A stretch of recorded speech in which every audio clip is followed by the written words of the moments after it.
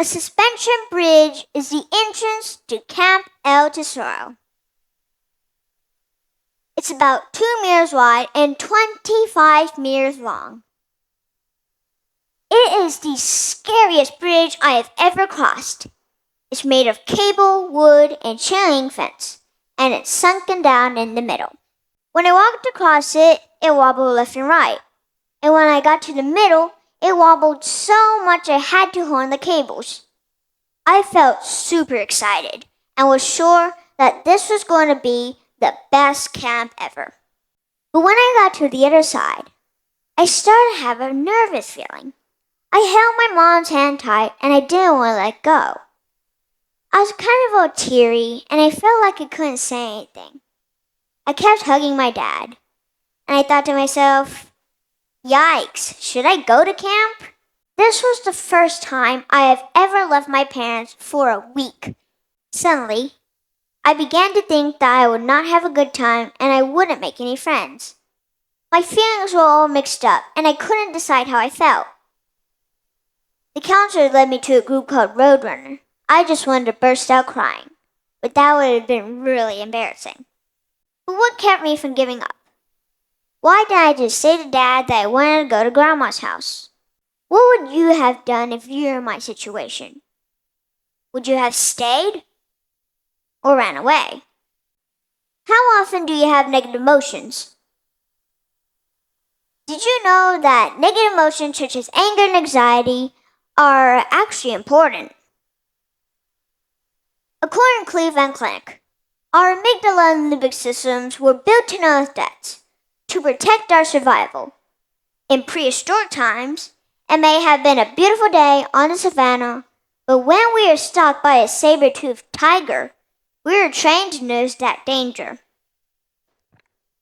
The amygdala and limbic systems are parts of our brain, which cause something called fight or fight. This means that whenever we face a challenge, we either fight it or give up.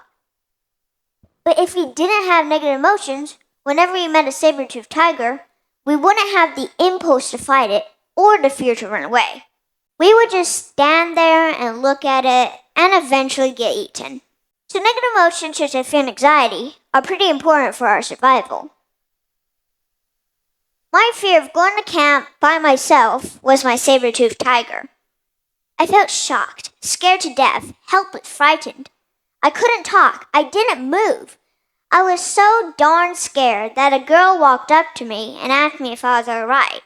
This was my brain doing what it was designed for, to protect me. But what if we didn't need to be protected? What if our negative emotions are not necessary? Did you know that we have 50,000 images, thoughts, and ideas in our mind every day? Some are negative thoughts, some are positive thoughts. The negative thoughts cause us to worry. According to Cleveland Clinic, 94% of the time, what we worry doesn't actually happen. Furthermore, psychologists link negative thinking to depression, anxiety, and chronic worry.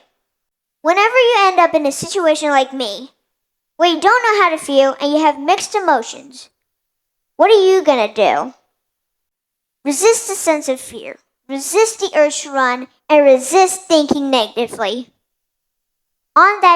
When you say no to fear, anxiety, sadness, or anger, great things may happen. So on that day, I chose to think positively.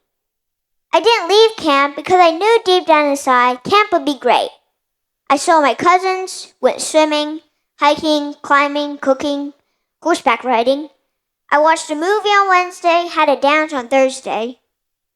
I met the loveliest counselor on the planet, Miss Reese, ate mac and cheese, built houses with sticks, saw Daddy Longlegs, and made a ton of friends. You cannot imagine.